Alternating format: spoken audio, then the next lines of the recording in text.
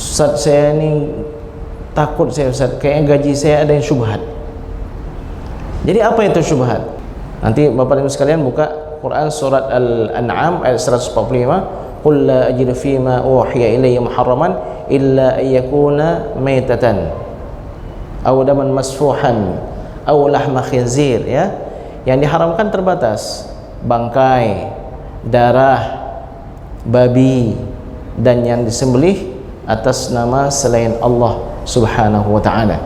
Begitu juga hadis yang diriwayatkan oleh Imam Al-Bukhari, wasakata an asya, ketika Rasulullah SAW sabda, sesungguhnya Allah menghalalkan sesuatu, mengharamkan sesuatu, wasakata an asya, dan Allah Subhanahu wa taala mendiamkan dari banyak perkara, rahmatan lakum, sebagai rahmat bagi kalian, ghaira nisyanin, bukan karena Allah itu lupa, fala tabhathu anha, maka jangan kalian cari-cari tentangnya, tanya-tanya, ya.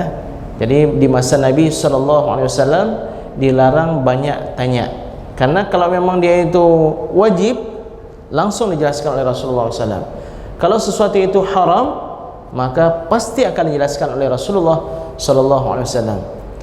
Rasulullah SAW sabda, tinggalkan yang aku diamkan untuk kalian, karena kebanyakan binasanya umat sebelum kalian itu karena banyak sekali bertanya kepada Nabi mereka, lalu setelah banyak bertanya, kesusahan, akhirnya nggak buat. Ya, datang seorang sahabat ketika Nabi SAW bercerita tentang haji. Dia bertanya, ya Rasulullah, apakah haji itu wajib setiap tahun? Rasulullah SAW langsung menundukkan wajah beliau. Jadi sebelum beliau jawab ini, beliau berikan sebuah sikap yang bisa difahami oleh para sahabat, jangan sembarang tanya loh. Rasulullah SAW tundukkan wajah beliau, berarti hening sejenak, ya, hening semuanya. Apa yang terjadi ini? Kemudian Rasulullah SAW angkat wajah beliau. Beliau bersabda, sekiranya aku katakan wajib, maka haji itu wajib setiap tahun dan kalian tidak akan sanggup. Ketahuilah, haji itu seumur hidup sekali. Kemudian Bapak sekalian, kita lanjutkan kepada hadis ini, wa innal harama bayyinun, dan sesungguhnya yang haram juga adalah perkara yang jelas. Wa bainahuma umurun mushtabihat, dan di antara keduanya itu ada perkara yang samar-samar. Apa itu syubhat? Apa itu syubhat? Itu perkara syubhat loh. Jangan dekat-dekat, itu syubhat. Ustaz, saya ni takut saya Ustaz, kayaknya gaji saya ada yang syubhat.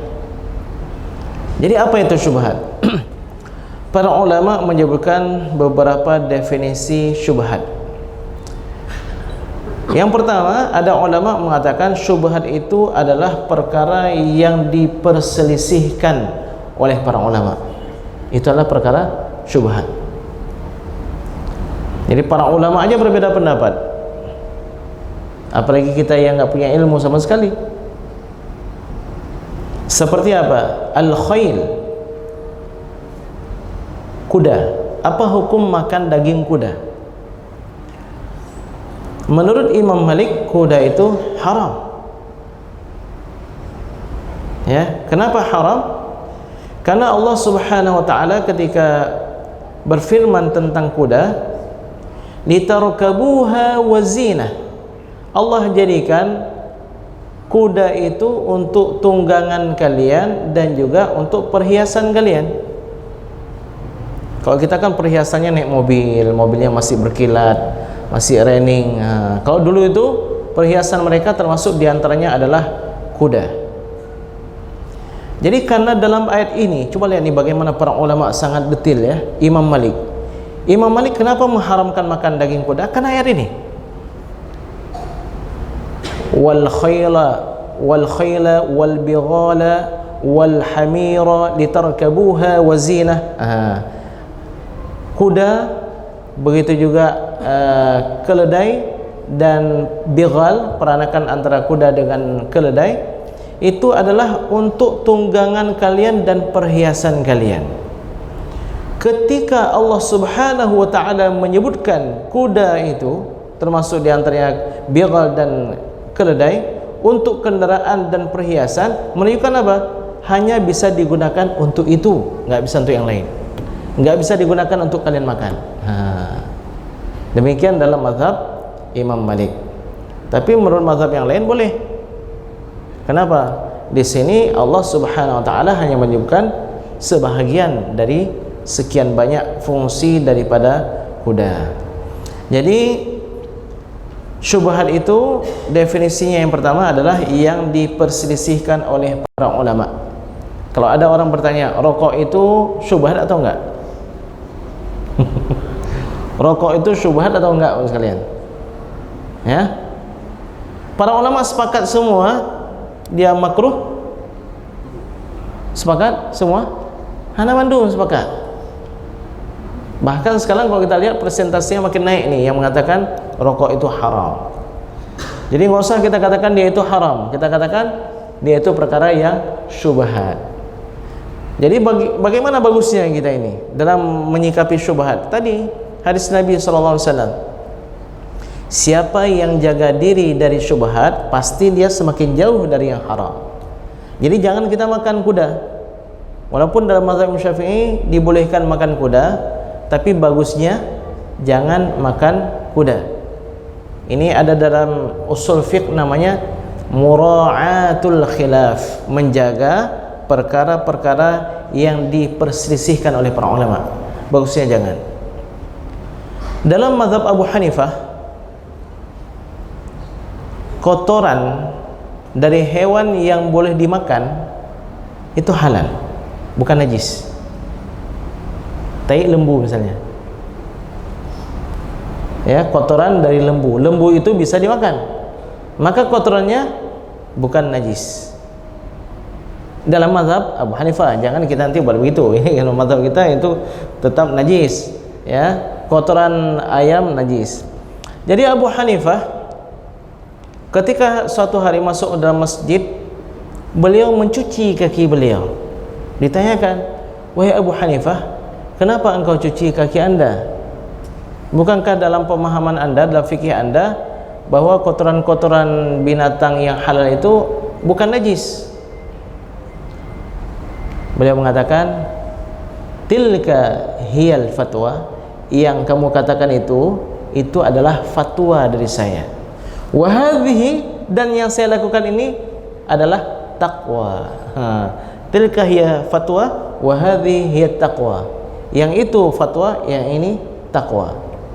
Jadi takwa itu apa? Menghindarkan diri termasuk dari perkara yang syubhat. Ada juga ulama yang mengartikan syubhat itu artinya makruh, perkara yang makruh. Perkara yang makruh itu syubhat. Jadi perkara yang makruh masuk dalam syubhat. Ada juga pendapat definisi yang ketiga, syubhat itu adalah muamalatul insan man fi malihi syubhatun au khalatahu haramun, yaitu berinteraksinya manusia dengan orang yang memiliki harta syubhat atau harta yang bercampur dengan yang haram. Ya, kita mau belanja pada seseorang, yang seseorang itu hartanya ada halal ada haram bercampur. Kita berinteraksi jual beli sama dia, itu perkara syubhat menurut definisi yang ketiga ini. Atau contoh lain termasuk juga adalah menghadiri undangan. Diundanglah kita kenduri di rumah seseorang yang kita ketahui hartanya bercampur halal dan haram. Ada halalnya, ada haramnya. Menurut sebahagian ulama, ini menghadiri kenduri syubhat namanya. Ya, menghadiri kenduri syubhat. Kalau hartanya haram murni, itu udah jelas nggak boleh. Jadi bapak dan ibu sekalian, kalau bapak dan ibu tahu ada rekan bapak, rekan ibu hartanya itu murni dari bisnis sabu-sabu, ya, banyak dia sedekahnya itu, karena uang itu memang nggak ada nilai sama dia. Sekali beres itu, ya, datang kiriman dari entah dari mana, itu miliaran duitnya. Maka leher 2 juta, 10 juta, ya, tolongnya kasih duitnya itu begitu. Itu bukan perkara syubhat, tapi itu perkara yang haram, karena uang dari penjualan sabu-sabu itu adalah, ya, uang yang haram. Kemudian termasuk juga perkara syubhat adalah ma lam yarid fihi nassun min asy-syari' bitahlilin wala tahrim, sesuatu yang tidak ada nas menghalalkan atau mengharamkan dari syariat. Ini adalah perkara yang syubhat juga. Jadi bapak sekalian yang dimuliakan oleh Allah Subhanahu wa taala, berarti ada 4 definisi syubhat yang disebutkan. Syubhat itu adalah yang diperselisihkan oleh para ulama. Yang kedua, syubhat itu adalah perkara yang makruh. Yang ketiga, syubhat itu adalah interaksinya seseorang dengan orang lain yang harta orang lain itu ada syubhat atau bercampur dengan yang haram. Dan yang keempat, syubhat itu yang tidak ada dalilnya dari syariat, baik secara halal ataupun haram. Dari 4 ini, yang paling sering digunakan pengertian syubhat itu adalah yang nomor 1 dan yang nomor 4, yang diperselisihkan oleh para ulama. Dan yang kedua adalah yang tidak ada dalilnya.